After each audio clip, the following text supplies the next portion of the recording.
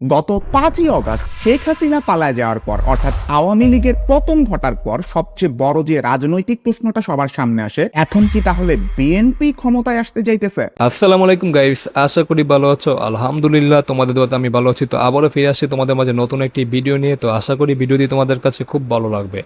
তো আজকে ভিডিও টাইটেলটি ছিল যে বিএনপিকে যে কারণে ক্ষমতায় আনা যাবে না। হ্যাঁ, আজকে ভিডিও টাইটেলটি এটি ছিল, অ্যান্ড ভিডিওটি নেওয়া হয়েছে এনআই চৌধুরী চ্যানেল থেকে। তো তিনি এই ভিডিওটি এক্সপ্লেন করেছে, সেটি আজকে আমরা দেখবো অ্যান্ড তোমাদেরকে নিয়ে রিয়েক্ট করব। তো তার আগে তোমরা যারা চ্যানেলে নতুন আছো অবশ্যই আমার চ্যানেলটিকে সাবস্ক্রাইব করে দিও এবং পাশে থাকা বেল আইকনটি প্রেস করে দিও, যাতে নতুন নতুন ভিডিওর আপডেট খুব সহজে তোমরা পেয়ে যাও। তো চলো বেশি দেরি না করে ভিডিওটি আগে রিয়েক্ট করা শুরু করি। ভিডিও শেষ হওয়ার পর না হয় কথা হবে। তো চলো শুরু করা যাক। 1 2 3।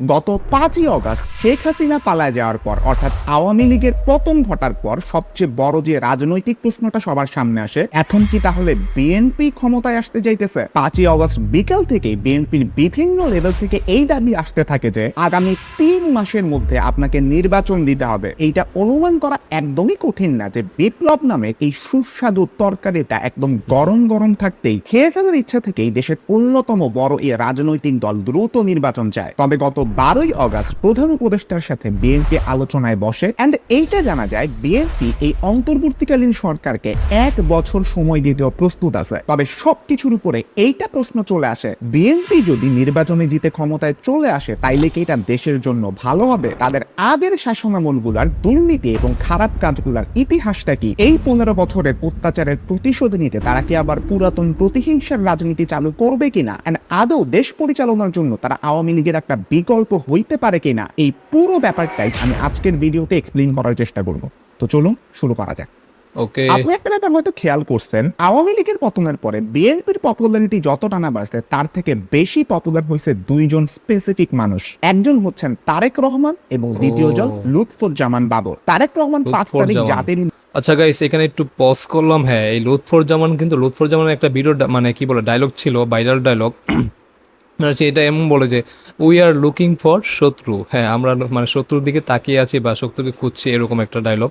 মানে এটা বাংলা মিনিং এটাই হয়, কিন্তু মানে উই আর লুকিং ফর শত্রু, মানে এই ডায়লগটা মানে আজকে মানে আজকাল ফেসবুক ইউটিউব মানে সব জায়গায় দেখা যাচ্ছে। মানে এটাই হলো কথা। বা আমরা ভাবছিলাম হয়তো উনি ভালো, কিন্তু উনি যে ভালো কিনা খারাপ সেটাই ভিডিওর মাধ্যমে আমরা দেখতে পারবো। তো চলো আবার দেখি ভিডিওটি, মানে ভিডিও দেখা শুরু করি।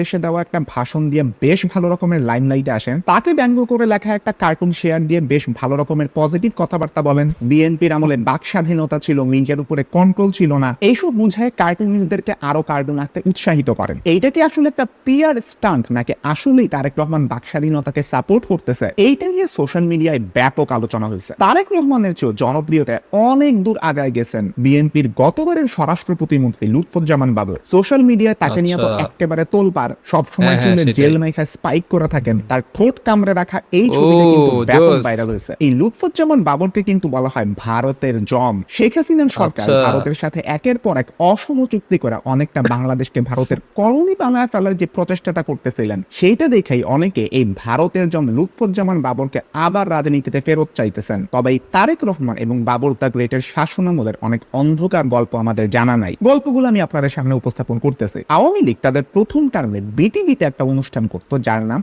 এই দিন সেই সময়। ধরেন আজকে আগস্ট মাসের 15 তারিখ। এই দিন বিএনপি সরকারের আমলে বিএনপি সরকার কি করছিল এক্সাক্ট স্পেসিফিক ডেটে এইটার অনুষ্ঠানে দেখানো হইতো খুবই এগ্রেসিভ ভাবে, যার মধ্যে সত্য মিথ্যা অর্ধসত্য সবকিছুই ছিল। তবে তারপরেও সত্যিটা এই যে বিএনপির 2001 থেকে 6 সালের শাসন আমল ভয়াবহ রকমের খারাপ ছিল। 2001 থেকে 6 সালে বিএনপি জামায়াত জোট সরকার দেশের ভিতরে একটা ডিপ স্টেট তৈরি করছিল। ডিপ স্টেট মানে হইতেছে সরকারের ভিতরে আরেকটা সরকার। এই ডিপ স্টেটের আচ্ছা। হেড ছিলেন এই তারেক রহমান।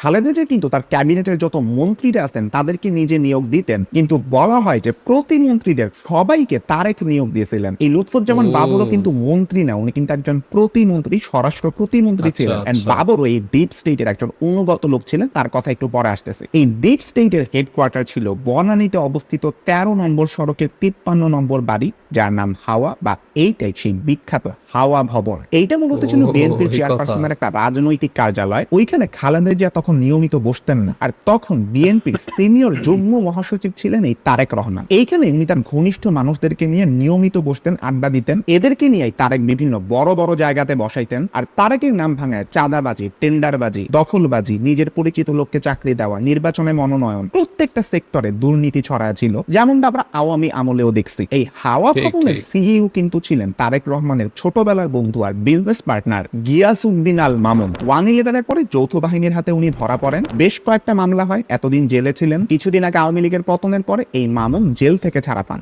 একটা করে দুর্নীতির এক্সাম্পল বলি। তৎকালীন সময় শিক্ষামন্ত্রী ছিলেন ওসমান ফারুক। 2006 সালে মার্কিন দূতাবাসের একজন কর্মকর্তার কাছে উনি বলছিলেন, বিএনপি জামায়াত জোট সরকারটা যেটা ছিল, ওইখানে সরকারের মন্ত্রিসভাতে মাত্র 29 জন সদস্য থাকার কথা ছিল, কিন্তু তারেক রহমানের ইনফ্লুয়েন্সে অবশেষে ক্যাবিনেটে মোট 60 জন মন্ত্রী প্রতিমন্ত্রী রাখা হয়। এই যে এক্সট্রা মন্ত্রী প্রতিমন্ত্রী নিয়োগ দিল, এইটার মাধ্যমে তারেক রহমান এবং তার সহযোগীরা বিপুল পরিমাণ অর্থ হাতায় নেয়। সেকেন্ড এক্সাম্পল, মার্কিন দূতাবাসেরই আরেকটা সূত্র বলতেছে তারেক রহমান কোটি কোটি ডলারের অবৈধ সম্পদ সংগ্রহ করছেন। ঢাকায় আগে একজন মার্কিন রাষ্ট্রদূত ছিলেন যার নাম জেমস এফ মরিয়ার্টি। উনি বলতেছেন তারেক রহমান শুধুমাত্র যে মোনেম কনস্ট্রাকশনের মতন একটা লোকাল কোম্পানির কাছ থেকে ঘুষ খাইছেন এমন না, ওই কি মোনেম কনস্ট্রাকশন তারেক রহমানকে 4.5 লক্ষ মার্কিন ডলার ঘুষ দিয়েছিল 2008 সালে।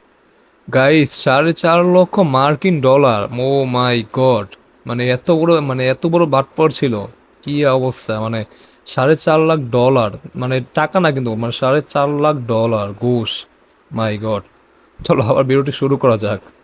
3 নভেম্বর ঢাকার মার্কিন দূতাবাসের আরেকটা তার বার্তা থেকে এইটা জানা যায়, এই তারেক রহমান আল আমিন কনস্ট্রাকশনের মালিক আমিন আহমেদকে হুমকি দিয়েছেন, তুমি যদি আমাকে $1.5 লক্ষ না দাও তাহলে তোমার কোম্পানি বন্ধ করে দেব। এটা ছাড়াও Reza construction limited, Mir Akhtar Hossain limited, এইসব সহ আরো অনেক প্রতিষ্ঠানের স্থানীয় ব্যবসায়ীদের কাছ থেকে তারেক রহমান কয়েক মিলিয়ন ডলারের চাঁদাবাজি করছেন বলে অভিযোগ আছে। থার্ড এক্সাম্পল, সিমেন্স থেকে এই তারেক রহমান এবং তার ভাই আরাফাত রহমান কোকো ঘুষ নিছেন বলে কিন্তু অভিযোগ আছে। একজন প্রত্যক্ষ সাক্ষী জানাইতেছেন, বাংলাদেশে সিমেন্সের যত চুক্তি হইতো তার থেকে প্রায় 2% কমিশন এই তারেক রহমান নিতেন। বিদ্যুৎ খাতে কিন্তু বিএনপির আমলে প্রচুর পরিমাণে দুর্নীতি হয়। কারেন্টের লাইন টানার বদলে শুধুমাত্র খাম্বা পয়তা দুর্নীতি করার যে অভিযোগ ছিল, সেইখান থেকেই কিন্তু তারেক রহমানের নিকনেম খাম্বা তারেক হয়েছিল। এইসব কারণে তো লোডশেডিং এর জন্য। আচ্ছা, এখানে একটু কথা বলি গাইস। আচ্ছা, ওয়েট একটু দেখে নিই। মানুষের প্রতিদিনের রুটিন ছিল, আপনি নিজেও মনে করে দেখেন আগে কত কারেন্ট যেত বাংলাদেশে। রাজশাহীর কানসাটে একবার বিদ্যুতের দাবিতে রাস্তায় নামা মানুষের উপর গুলি করার মাধ্যমে মানুষকে মেরে ফেলা হয়। এইরকম তো গাইস, এখানে একটু পজ করলাম। হ্যাঁ, মানে যখন বিএনপি বিএনপির শাসন আমলে ছিল, তখন এত পরিমাণ কারেন্ট যেত। তখন তো আমরা ছোট ছিলাম, তখন এত পরিমাণে আমরা পড়তে বসতাম, তখনও কারেন্ট যেত। মানে যদি 1 মিনিট কারেন্ট থাকতো তাহলে মানে প্রায় 10 ঘন্টা কারেন্ট থাকতো না, এমন একটা অবস্থা ছিল। মানে আসতে যেত, মানে আমরা পড়তে বসতে পারতাম না, এই একটা অবস্থা। মানে পড়তে বসলে কারেন্ট চলে যেত, তখন আমরা পড়তে পারতাম না, ইত্যাদি ইত্যাদিতে এরকম অবস্থা ছিল। যদিও আওয়ামী লীগের মানে শাসন আমলে কিন্তু এত পরিমাণ কারেন্ট নেই, কিন্তু তারাও দুর্নীতি করেছে, তা না সেটা করে না, যে এটা বলতেছি না, কিন্তু তারাও দুর্নীতি করেছে। কিন্তু তাদের শাসন আমলে কিন্তু এত পরিমাণ কারেন্ট নেই, আরো বরং কারেন্টের আরো উন্নতি হয়েছে, প্লাস অনেক অনেক সাইডে তারা উন্নতি করেছে, এটা সত্যি, এটা মানতে হবে। কিন্তু তার সাথে তারা দুর্নীতি করেছে। কিন্তু বিএনপি তো শুধু দুর্নীতি আর দুর্নীতি ছাড়া কিছুই করেনি, এটারও বাস্তব কথা। মানে তার মধ্যে একটা বড় বাস্তব কথা হলো, মানে অনেক পরিমাণ মানে প্রচুর পরিমাণে কারেন্ট যেত, মানে লোডশেডিং হতো, যেটা একটা ভয়াবহ অবস্থা ছিল। তো এখন আমরা চাই না বিএনপি ক্ষমতায় আসুক, যদি আবার এরকম দুর্নীতি করে, তাহলে তো আমাদের মতো অবস্থা খুব খারাপ হয়ে যাবে। তো সেটা আমরা কখনোই চাই না। তো চলো ভিডিওটি আবার প্লে করা যাক। বাজে ঘটনাও কিন্তু ঘটছে। 5 নাম্বার এক্সাম্পল, বসুন্ধরা গ্রুপের মালিকের একজন ছেলে আছে, নাম হচ্ছে শাফিয়াত সোবহান স্থানবীর। ইনি কিন্তু আনবীরেরই ভাই। আর বিরুদ্ধেও একটা খুনের মামলার বিচার প্রভাবিত করতেও তারেক রহমান 21 কোটি টাকা নিয়েছিলেন বলে অভিযোগ আছে। মাই গড! মানে খুনের মামলা মানে এই করার জন্য 21 কোটি টাকা ঘুষ নিছে। মানে সে যে খুন করছে, খুনটাকে লোপাট করার জন্য। আহা, তারেক রহমান তার মানে কত পরিমাণ লুট করছে, এত টাকা, তাও আবার লক্ষ লক্ষ কোটি কোটি ডলার। তাও আবার সূত্রের বরাত দিয়ে মরিয়ার্টি বলেন, তারেক রহমান এই প্রতিশ্রুতি দিয়েছিলেন, তুমি যদি আমাকে এই টাকাটা দাও তাহলে তোমাকে সব অভিযোগ থেকে মুক্তি দিব। একটা জিনিস খেয়াল করেন, আওয়ামী লীগ আর বিএনপি দুইটা শাসন আমলেই বসুন্ধরা গ্রুপের মালিকের ছেলেদের কিন্তু কুকীর্তি আছে। তখন আমরা দেখছিলাম স্থানবীরকে, এখন আমরা দেখতেছি আনবীরকে। 6 number example, Zia orphanage trust fund আছে যেখানে এতিমদের জন্য টাকা আসে, ওই ফান্ডের অ্যাকাউন্ট থেকেও 2 কোটি টাকা হাতায় নেন এই তারেক রহমান। উনি তার নিজ শহর বগুড়াতে একটা জমি কেনার জন্য এই ট্রাস্টের তহবিলের টাকা ইউজ করেন। এইবার আসেন আলোচনা করি বিএনপির আমলে হওয়া রাজনৈতিক প্লটগুলা নিয়ে। র্যাব গঠন করার আগে খালেদা তারেক সন্ত্রাস দমনের নামে 2002 সালের 17 অক্টোবর থেকে সারা দেশে অপারেশন ক্লিন হার্ট নামে একটা যৌথ অভিযান চালায়। অ্যামনেস্টি ইন্টারন্যাশনাল জানায় এই সময় যৌথ বাহিনীর হাতে আটকের পরে নির্যাতনে অন্তত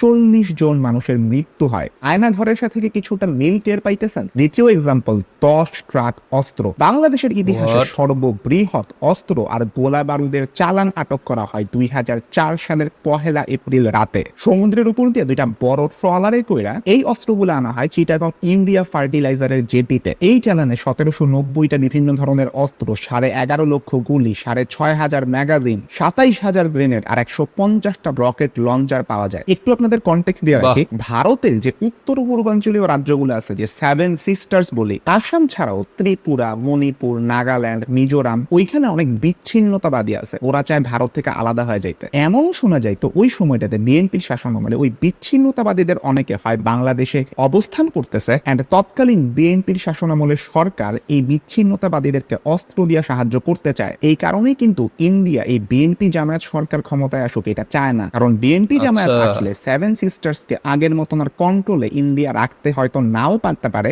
এই ভয়টা ভারতের মনের মধ্যে আছে। এই 10 ট্রাক অস্ত্রের মাস্টার মাইন্ডই কিন্তু ছিলেন লুৎফুজ্জামান বাবর, যাকে ভারতের জন ডাকা হয়। এন্ড এই মামলারই সাজা পায় কিন্তু উনি জেলে ছিলেন। খুব সহজ কথায় যদি বলি, লুৎফুজ্জামান বাবর ভারতকে এই প্ল্যানের মাধ্যমে চাপে রাখতে চাইছিলেন। আলটিমেটলি এই 10 ট্রাক অস্ত্রের চালান 7 সিস্টার্সের সেই বিচ্ছিন্নতাবাদী গোষ্ঠীগুলোর কাছে যাইতো, এন্ড ইন্ডিয়া নিজ ভূখণ্ডের ভিতরে এই অস্থিরতা সামলাইতে না পাইরা বাংলাদেশের ব্যাপারে আর নাক গলাইতে আসবে না, এইটাই প্ল্যান ছিল। ওই সময় ইন্ডিয়ান ইন্টেলিজেন্স কিন্তু এটা স্পষ্টভাবে বলছে সেই সময় বাংলাদেশের ডিজিএফআই, এনএসআই এই 10 ট্রাক অস্ত্র চালানের সাথে জড়িত ছিল, এন্ড এইটা থেকেই বোঝা যায় এই ব্যাপারে রাষ্ট্রীয় মদদ ছিল। 3 নম্বর এক্সাম্পলে আসি, 21 আগস্ট বোমা হামলা। ডেইলি স্টারের 2009 সালের একটা রিপোর্টের মতে 2004 সালের 14 আগস্ট রাতে হাওয়া ভবনে বসে স্বরাষ্ট্র প্রতিমন্ত্রী বাবর, উপমন্ত্রী পিন্টু সহ জঙ্গি সংগঠন হুজির নেতারা বৈঠক করে শেখ হাসিনাকে গ্রেনেড হামলার মাধ্যমে মেরে ফেলার পরিকল্পনা করে। বাবরের বক্তব্য ছিল গ্রেনেড কোনো সমস্যা না, বলা ভালো ওই বছরের এপ্রিলে 10 ট্রাক অস্ত্র উদ্ধার করা সম্ভব হইলেও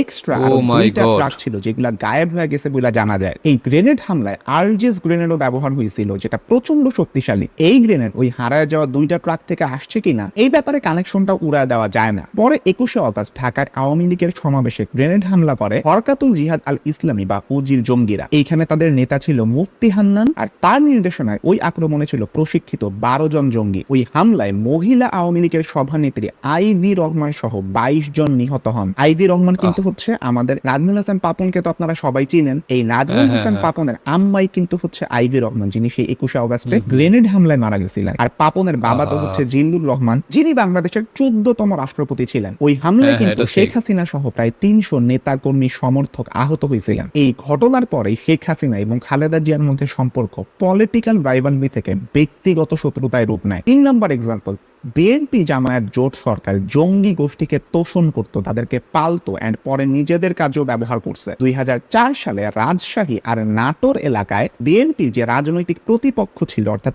আওয়ামী লীগ আর বামপন্থীদের বিরুদ্ধে একটা সশস্ত্র অভিযান পরিচালনার জন্য সাবেক যে টেলিযোগাযোগ মন্ত্রী ছিলেন আমিনুল হক, উনি বাংলা ভাইকে নিযুক্ত করছিলেন। বাংলা ভাইয়ের মেইন নাম কিন্তু সিদ্দিকুল ইসলাম। উনি একসময় কোচিং এ বাংলা পড়াইতেন, আর ওইখান থেকেই তার নাম হয় বাংলা ভাই। সেই সময় লোকাল কিছু সন্ত্রাসী আছে না, ওদের উপরে হামলা চালানোর জন্য বাংলা ভাই বেশ আলোচিত ছিলেন রাজশাহীতে। ওই সময়ের মন্ত্রীরাও অনেকে বাংলা ভাইকে সমর্থন দিতেন। লুৎফুজ্জামান বাবরকে এটা নিয়ে কোশ্চেন করছিল মার্কিন দূতাবাস, তখন উনি দীর্ঘশ্বাস ছেড়ে বলছিলেন এইটা একটা কঠিন প্রশ্ন। 2007 সালের এপ্রিলে পুলিশের মহাপরিদর্শক নূর মোহাম্মদ মিডিয়াকে বলছিলেন যে জেএনবি কে পৃষ্ঠপোষকতা দেওয়ার জন্য, জেএনবি কিন্তু একটা জঙ্গি সংগঠন, জামাতুল মুজাহিদিন বাংলাদেশ, যার প্রতিষ্ঠাতাই ছিলেন এই বাংলা ভাই শায়েখ আব্দুর রহমানের মতন মানুষরা। এই জেএনবির পৃষ্ঠপোষকতার সঙ্গে ভূমি প্রতিমন্ত্রী রুহুল কুদ্দুস তালুকদার দুলু, আমিনুল হক এবং সাবেক সংসদ সদস্য নাদিম মুস্তাফা জড়িত। তারেক রহমান যে এসবের বাইরে ছিল এমন কিন্তু না। এই ভূমি প্রতিমন্ত্রী রুহুল কুদ্দুস তালুকদার দুলু উনি একবার তারেক রহমানের সাথে ফোনে কথা বলেন, এন্ড তার নির্দেশে পরবর্তীতে বাংলা ভাইয়ের প্রধান সহযোগী যার নাম খামারু, এই খামারুকে ছেড়ে দিতে বাধ্য হয় র্যাব। দুইটা জিনিস খেয়াল করেন, ওই সময় প্রতিমন্ত্রীদের কি পরিমাণ পাওয়ার ছিল, যাদের নিয়োগ মূলতই হয়েছে এই তারেক রহমানের মাধ্যমে, আর কিভাবে তারা সেই সময় জঙ্গি গোষ্ঠীগুলারে পালতো। 2005 সালের 17 আগস্ট 63টা জেলায় একসাথে প্রায় 500 বোমা ফাটায়, প্রচলিত আইন আহা! বদলায়, আল্লাহর আইন কায়েমের দাবি জানায় জেএমবি। সারা দেশে এভাবে একযোগে বোমা হামলা বাংলাদেশের ইতিহাসে এর আগে হয় নাই। এইরকম ভয়াবহতা তৎকালীন তাই? জঙ্গি গোষ্ঠীগুলো চালাইছিল। তবে তৎকালীন সরকারের ঘুম ভাঙতে খুব বেশি দেরি হয় নাই। 2005 সালের 21শে ফেব্রুয়ারি নাশকতামূলক তৎপরতার অভিযোগে জেএমবি এবং জেএমজিবির সব কার্যক্রম নিষিদ্ধ করে সরকার। মোস্ট ওয়ান্টেড ঘোষণা করা হয় শায়েখ আব্দুর রহমান আর বাংলা ভাইকে। কয়েক মাসের মধ্যে এই দুইজন সহ জেএমবির আরো কয়েকজনকে অ্যারেস্ট করা হয় এবং দ্রুত ফাঁসিও কার্যকর করা হয়। আচ্ছা, একটা ইন্টারেস্টিং ব্যাপার হইতেছে, বিএনপি জামাত শাসনামলের 2001 থেকে 6 এই আমলটা আমরা যত বেশি পরিমাণে আলোচনা করি না, এই জায়গাটাতে বিএনপি জামাত এত বেশি খারাপ কাজ করছে যে তাদের ঠিক আগের যে শাসনামলটা আছে অর্থাৎ 1991 থেকে 96, ওই সময়ও কিন্তু বিএনপি ছিল। ওই সময়টার আলোচনা আর তত একটা উঠে আসে না, কিন্তু তখনকার সময়ের বিএনপির আচার আচরণ আপনি যদি খেয়াল করেন, সদ্যপতিত আওয়ামী লীগের সাথে আপনি অনেক ক্ষেত্রেই মিল পাবেন। যেমন তখন কিন্তু হাসিনার স্টাইলে ভোট রিগিং করা হয় বেশ কয়েকবার। শুরুতে শুধুমাত্র কয়েকটা উপনির্বাচনে এটা হয়েছিল, কিন্তু 1996 সালের 15ই ফেব্রুয়ারি এই বিএনপির আমলে একটা ভোটারবিহীন দলবিহীন সংসদ নির্বাচন অনুষ্ঠিত হয়। বড়জোর মাত্র সেই সময় 10% ভোট দিছিল মানুষ, বাকি কেউই ভোট দেয় নাই। ওই নির্বাচনে আওয়ামী লীগ আমাদের মতোই জাল ভোট, ব্যালট বাক্স ভর্তি করা, ক্যামেরা দেখে ভোটারদেরকে কৃত্রিম লাইন তৈরি করানো, এই সব কিছুই ছিল। ওরা কি করছে, আওয়ামী লীগ আর বিরোধী যে দলগুলো ছিল ওরা তীব্র আন্দোলন করছিল, এন্ড এই আন্দোলনের 1 মাস পরে ওই অবৈধ সংসদে তত্ত্বাবধায়ক সরকার ব্যবস্থা চালু হয় এন্ড প্রধানমন্ত্রী খালেদা জিয়া পদত্যাগ করেন। এন্ড নতুন তত্ত্বাবধায়ক সরকারের অধীনে যে নির্বাচনটা হয় ওইখানে আওয়ামী লীগ জিতার পরে ক্ষমতায় আসে। বলা ভালো, ওই সরকারেরও কিন্তু একজন উপদেষ্টা ছিলেন আজকের এই ডক্টর মোহাম্মদ ইউনূস, মানে ওই তত্ত্বাবধায়ক সরকারের একজন উপদেষ্টা। ভোট চুরি করা ছাড়াও 91-96 আমলে নেপোটিজমের একটা বড় ইফেক্ট দেখা যায়। নিজের পরিবারের মানুষকে বেশি বেশি তোষণ করা, ওদেরকে বেশি বেশি চাকরি দেওয়া, ওদেরকে অর্থ সম্পদের মালিক বানানো। ওই আমলে খালেদা জিয়ার পরিবার বিভিন্ন প্রতিষ্ঠান নামে মাত্র কিনা নেয়া বা অবৈধভাবে মালিকানা দখল করার পরে বিপুল পরিমাণ অর্থ সম্পদের মালিক হয়ে যান। এখন একটা জিনিস খেয়াল করেন, বিএনপি 1996 ভুয়া নির্বাচন দিছে, 2006 সালের তত্ত্বাবধায়ক সরকারে নিজেদের লোক ঢোকানোর অপচেষ্টা করছে। এই দিক থেকে তাদেরকে আপনি আওয়ামী লীগের তুলনায় একটা সফট ইভিল বলতে পারেন। তবে আলটিমেটলি তারা কিন্তু তখন ক্ষমতা ছাড়ছিল আন্দোলনের মুখে, কচ্ছপের কামড় দিয়ে একেবারে গোলদিন ধুয়ে রাখে নাই। এই দিক থেকে তাদেরকে একটা ক্রেডিট আপনি দিতে পারবেন, যেহেতু আপনি শেখ হাসিনারে দেখছেন কিভাবে সে গোদি ছাড়তেই চাইতেছিল না। আমরা ভিডিওর একেবারে শেষে চলে আসছি। শেষে একটা কথাই বলতে হয়, আওয়ামী লীগ আর বিএনপির যে রাজনীতিটা আছে এটাকে অর্থনীতির একটা থিওরি ডুওপোলির সাথে তুলনা করা যায়, যেখানে মার্কেটে দুইটা পার্টি থাকে আর ওরাই পুরো মার্কেট দখল করে রাখে, এন্ড এক দল কি করতেছে আর ভাবতেছে এইটা দেখে অন্য দল তার ট্যাকটিক্স ঠিক করে। আওয়ামী লীগ যেরকম ভারতপন্থী রাজনীতি করে বাংলাদেশকে ভারতের একটা কলোনি বানায় ফেলতে চাইতেছিল, আপনি বিকল্প হিসেবে যদি বিএনপির কাছে যান, বিএনপিও একসময় জঙ্গি গোষ্ঠীকে তোষণ করছে, যাদের আন্ডারে সারা দেশে বোমা হামলা হয়েছে, 10 ট্রাক পরিমাণ অস্ত্র দেশের ভিতরে বিনা বাধায় ঢুকতে পারছে। এই ভিডিও থেকে সব মিলে এইটাই ডিসিশন নেওয়া যায়, বাংলাদেশের জন্য এখন সময় আসছে এই আওয়ামী লীগ আর বিএনপি এই দুইটা চক্র থেকে বের হয়ে যাওয়ার। অন্তর্বর্তীকালীন সরকার আসলে লাস্ট পর্যন্ত কি করতে পারে সেটাই দেখার বিষয়, কিন্তু একই সাথে বিকল্প একটা রাজনৈতিক দল বা রাজনৈতিক শক্তি যারা দেশ পরিচালনার মতন যোগ্য, এইটার চরম প্রয়োজনীয়তা এখন আমরা অনুভব করতেছি। অতীত ইতিহাস আর সদ্য সরকার পতন থেকে এইটা অ্যাটলিস্ট ক্লিয়ার, দেশের ক্ষমতা এখন আওয়ামী লীগ কিংবা বিএনপি কারো হাতেই দেওয়া উচিত হবে না। আমার এই অপিনিয়নের সাথে আপনারা কতটা একমত সেটা আপনি কমেন্ট বক্সের মধ্যে জানাইতে পারেন। এই ধরনের আরো ভিডিও সামনে আসবে, চ্যানেলটা সাবস্ক্রাইব করে রাখতে পারেন এবং পাশে থাকা বেল আইকনটা প্রেস করতে কখনোই ভুলবেন না। সবাই ভালো থাকবেন, সুস্থ থাকবেন, দেখা হবে ইনশাআল্লাহ পরবর্তী ভিডিওতে। আল্লাহ হাফেজ। তো যাই হোক গাইজ, ভিডিওটি এখানে শেষ হয়ে গেল। হ্যাঁ, তো আমরা ভিডিওটি দেখলাম। তো এখানে এনায়েত চৌধুরী একটা কথা বলেছে, কি বলবো, মানে বিএনপির আমলে কিন্তু ভাই কীভাবে লুটপাট হয়েছে ভাই, কি বলবো, মানে তারেক রহমান 1.5 কোটি মানে 21 কোটি একটা খুন, মানে একটা খুনের মামলা, মানে কি বলে বসুন্ধরা গ্রুপের যে চেয়ারম্যানের ছেলে, ওই মানে ওই ছেলেটার মানে খুন থেকে কি বলে মুক্তি দেওয়ার জন্য 21 কোটি টাকা মানে কি বলে দাবি করছে, যদি তুমি 21 কোটি টাকা দাও তাহলে তোমাকে খুনের মামলা থেকে মানে রেহাই দেওয়া হবে, বুঝছো। মানে একটা খুনের জন্য 21 কোটি টাকা চার্জ করে তারেক রহমান, প্লাস অনেক কোম্পানি থেকে কি বলে $1.5 মিলিয়ন, কি বলে $1400 কোটি বাই গড, মানে আমেরিকান ডলার, বুঝতে পারছো মানে কতটা লুট করছে তারা বিএনপি আমলে। তো ইভেন এই মানে আওয়ামী লীগ সরকার যে অনেক দুর্নীতি করছে এটাও ঠিক, এটাও মানতে হবে। আবার আওয়ামী লীগের সরকারের আমলে কিন্তু অনেক কিছু উন্নতি হয়েছে, এটাও ঠিক, কিন্তু তারা উন্নতির পাশাপাশি যদি মনে করো 1 কোটি টাকা উন্নতি করে তাহলে তারা 10 কোটি টাকা মেরেছে, এই হলো অবস্থা। আর বিএনপির আমলে তো উন্নতি তো হওয়া দূরের কথা, তারা শুধু লুটপাট করেছে, আর কি বলবো, লুটপাট করেছে আর দেশটাকে ধ্বংসের দিকে ঠেলে দিচ্ছে, এই আর কি। তো যাই হোক, মানে এনআর চৌধুরী শেষে একটা কথা বলছে যে তাদের মানে বিএনপি বলো বা আওয়ামী লীগ বলো তাদেরকে ক্ষমতা আসতে দেওয়া যাবে না। তাই এটা আমি তার সাথে একমত 100%। কারণ এই দুইটা দলকে আমরা যত মানে যেভাবেই হোক স্কিপ করতে হবে। আমরা যত যদি স্কিপ করতে পারি এবং নতুন একটা রাজনৈতিক দল তৈরি করতে পারি যারা দেশের হয়ে কাজ করবে, দেশের উন্নতির জন্য কাজ করবে, তাহলে আমাদের দেশের জন্য মঙ্গল, আমাদের জন্য মঙ্গল। যদি এই বিএনপি আবার আসে, তাহলে যে আওয়ামী লীগ এই 16 বছর বা 17 বছর থেকে যা কি বলে দেশের উন্নতি করেছে বা শোষণ করেছে, এর প্রতিহিংসে তারা আবার দেশকে ডোবাবে, প্লাস তো শোষণ করবে প্লাস দেশটাকে ডোবাবে। তারা উন্নতি তো করা তো দূরে থাক, তারা দেশটার অবনতি করে ছাড়বে, এই হলো অবস্থা। তাই বিএনপিকেও এই নির্বাচনে যেভাবে হোক আসতে দেওয়া যাবে না, প্লাস আওয়ামী লীগ তো চলেই গেছে, এই আওয়ামী লীগকেও আর ঢুকতে দেওয়া যাবে না। তাই আমাদের বৈষম্য বিরোধী যাতে ছাত্র দলের একটা নতুন রাজনৈতিক দল তৈরি করা দরকার, যেটা আমাদের দেশের জন্য মঙ্গল এবং দেশের হয়ে কাজ করবে, সেটাই আমরা চাইবো। তো আশা করি সেটাই হবে। তো আমি এনআর চৌধুরীর সাথে একমত যে বিএনপি অ্যান্ড আওয়ামী লীগকে ক্ষমতায় আসতে দেওয়া যাবে না। তো তোমরা আমার সাথে কে কে একমত তোমরা অবশ্যই কমেন্ট করে জানিয়ে দিও। অ্যান্ড ভিডিও যদি ভালো লাগে অবশ্যই লাইক করে দিও। অ্যান্ড কি বলো, চ্যানেলে যারা নতুন আছো অবশ্যই আমার চ্যানেলটিকে সাবস্ক্রাইব করে দিও এবং পাশে থাকা বেল আইকনটি প্রেস করে দিও, যাতে নতুন নতুন ভিডিওর আপডেট খুব সহজে তোমরা পেয়ে যাও। তো আজকে এই পর্যন্তই, দেখা হবে অন্য কোনো ভিডিওতে। সে পর্যন্ত তোমরা ভালো থাকো। আল্লাহ হাফেজ।